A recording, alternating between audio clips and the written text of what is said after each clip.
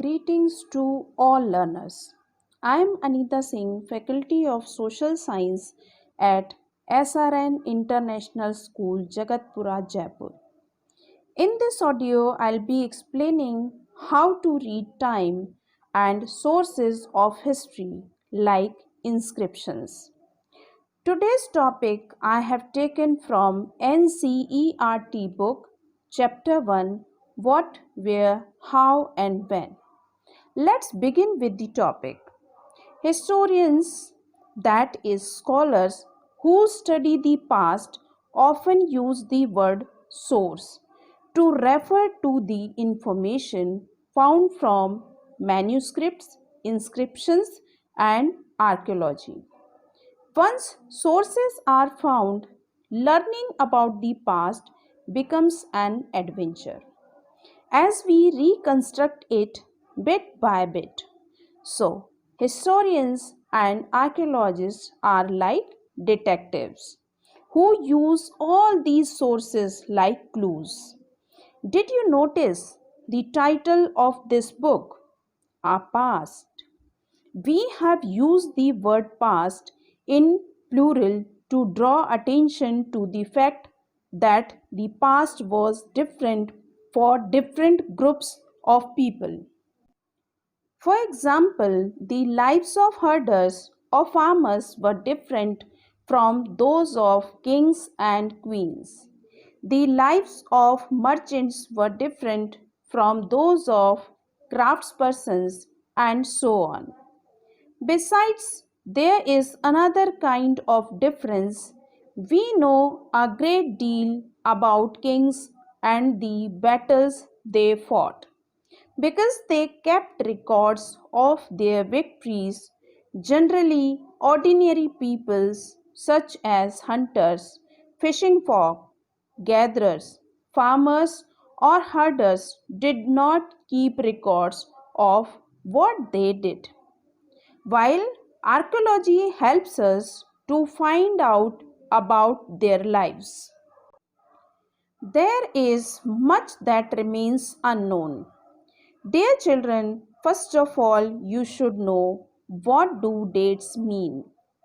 If somebody asks you the date, you will probably mention the day, month, and year, 2000 and something. These years are counted from the date generally assigned to the birth of Jesus Christ, the founder of Christianity.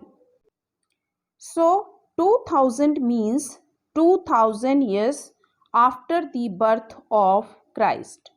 All dates before the birth of Christ are counted backwards and usually have the letters BC, before Christ, added on. As you know, BC stands for before Christ. You will sometimes find AD, before dates. This stands for two Latin words Anno Domini, meaning in the year of the Lord. In other words, Christ. So 2012 can also be written as AD 2012. Sometimes CE is used instead of AD and BCE instead of BC.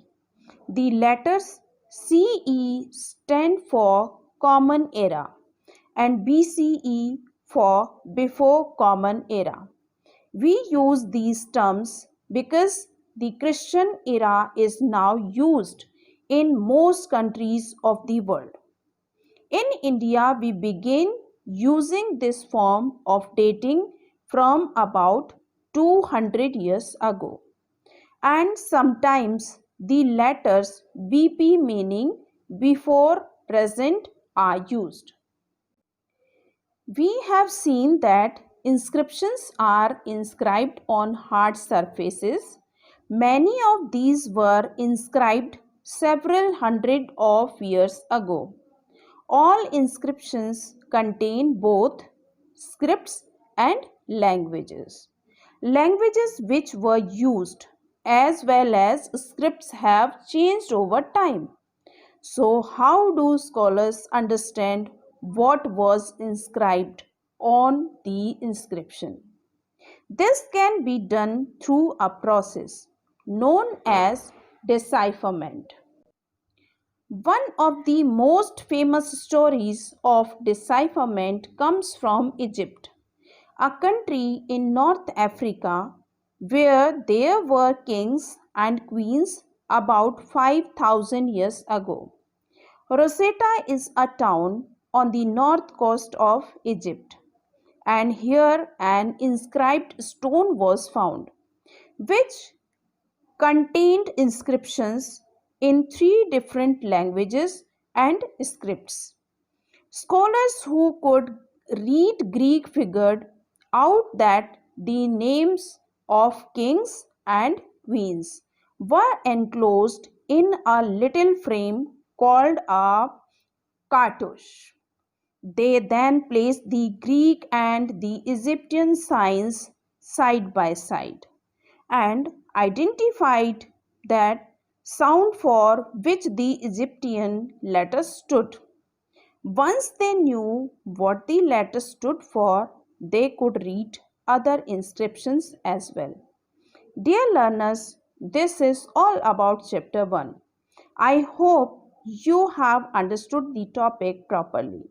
Listen to the audio properly and learn the topic. Bless you all. Thank you.